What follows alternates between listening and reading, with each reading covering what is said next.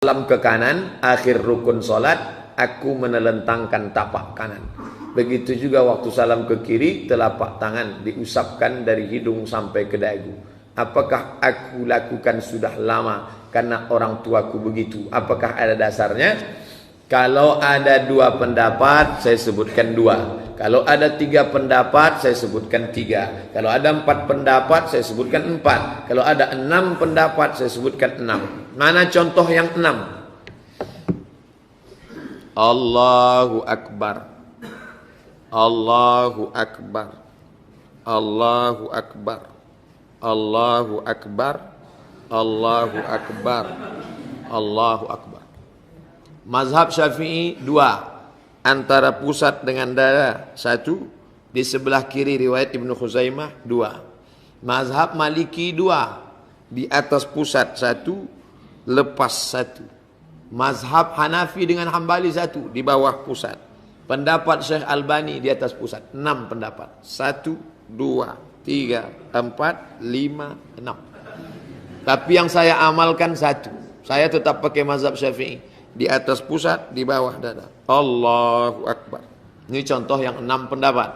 Contoh yang 3 pendapat. Meletakkan tapak tangan di atas 1. Allahu Akbar. Tempel saja. Yang kedua, menggenggam alal wasri. Ujung kelingking, ujung ibu jari. Allahu Akbar. Pendapat ketiga, dipangkal lengan. Ni lengan, pangkal. Allahu Akbar.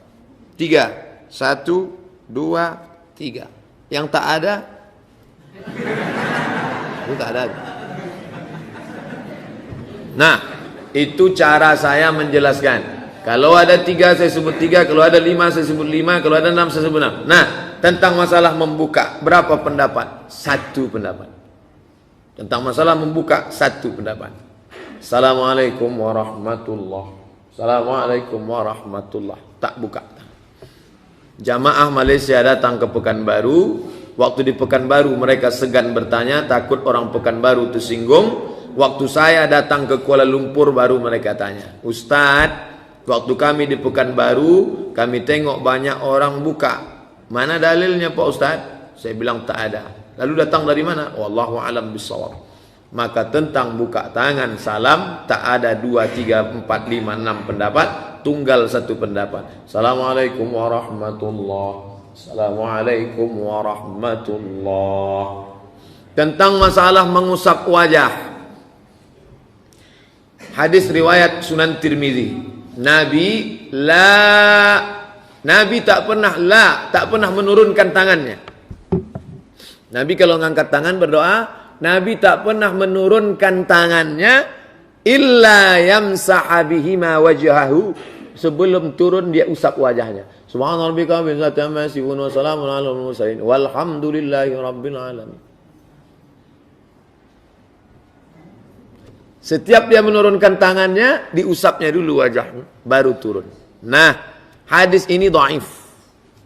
Bagi orang yang melarang mengusap wajah, kenapa kau usap wajah? Hadis ini dhaif. Dijawab oleh Al-Hafiz. Al-Hafiz artinya hafal 300.000 hadis.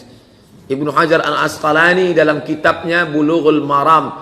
Bulughul Maram min adillatil ahkam. Kitab fikih. Apa kata dia dalam Bulughul Maram? Hadis tentang mengusap wajah setelah berdoa memang dhaif. Dhaif. Tapi karena jalur riwayatnya banyak, maka naik derajatnya menjadi hadis hasan. Berapa level hadis itu? 4. Paling tinggi sahih, di bawah sahih hasan, di bawah hasan dhaif, di bawah dhaif maudhu' palsu. Maka hadis tentang mengusap wajah dhaif, tapi karena jalurnya banyak naik menjadi hasan. Artinya apa? Boleh diamalkan. Nah, tentang orang yang tadi habis sholat, habis itu dia usap wajahnya. Kenapa dia usap wajahnya? Saya tak tahu. Karena tak tahu saya tanya. Saya takut nyalahkan orang. Kenapa kalian usap wajah kalian? Saya habis berdoa Pak Ustaz. Habis berdoa kan usap wajah. Mana doanya? Fil alamina innaka hamidum majid. Allahumma ighfir lima qaddamtu wa ma akhartu wa ma asrartu wa ma a'lantu wa ma asraftu wa ma anta a'lamu bihi minni. Antal muqaddim wa antal muakhiru la ilaha illa anta subhanaka inni kuntu minaz zalimin. Allahumma inni a'udzubika min azabi jahannam wa min azabil qabri wa min fitnatil mahya wal mamat wa min syarri fitnatil masihid dajjal. Assalamualaikum warahmatullahi. Itu doa apa tak doa? Doa. Habis berdoa kan ngusap wajah. Kata dia, itulah dalil kami. Tapi saya tak pakai. Saya tak pakai itu. Karena dalam hadis yang tadi mengusap wajah itu, saat berdoa itu tangannya menampung. Habis menampung baru. Waktu tadi itu ada tangan menampung. Kecuali dia menampung. Allah maghfir lima qaddamtu wa ma akhartu wa ma asrartu. Tak ada. Belum pernah saya nengok orang sholat mengangkat ini. Jadi pengambilan dalilnya terlalu panjang. Oleh sebab itu saya salam tetap satu periwayat. Habis itu saya tak mengusap wajah. Setelah selesai berdoa baru saya mengusap wajah. Itu penjelasan detail sedetil-detil. Ya? Yang mana? Dalam kunut. Nah, dalam masalah kunut, mana yang afdal? Dijawab oleh Imam Nawawi dalam kitabnya Al-Azkar. Kata Imam Nawawi tentang masalah doa kunut, Al-Azkar 3 pendapat. Yang pertama, diangkatnya lalu diusapnya. Yang kedua, diangkatnya lalu kemudian tidak mengusap. Yang ketiga, tidak dia mengangkat, dia mengaminkan saja dan tidak mengusap. Pertama, diangkat. Allahumma hdina fi man hadait sampai akhir. Wa sallallahu ala sayyidina Muhammadin nabil ummi wa ala alihi wa sahbihi wa baraka wa sallam. Satu. Yang kedua, wa sallallahu ala sayyidina Muhammadin nabil ummi wa ala wa baraka wa sallam. Tidak mengusap. Yang ketiga, dia tak mengangkat dari awal, hanya mengaminkan. Allahumma hdina fi man hadait. Amin. Wa afina fi man afait. Amin. Dia tetap mengaminkan. Dan di akhir dia tidak mengusap. Nah, dari 3 pendapat ini, kata Imam Nawawi dalam Al-Azkar, mana yang kuat? Mengangkat, tidak mengusap. Tetap angkat dan tidak mengusap. Tapi kalau ada kawan sebelah mengusap, tetap masuk dalam 3 pendapat. Tapi saya tak mengusap.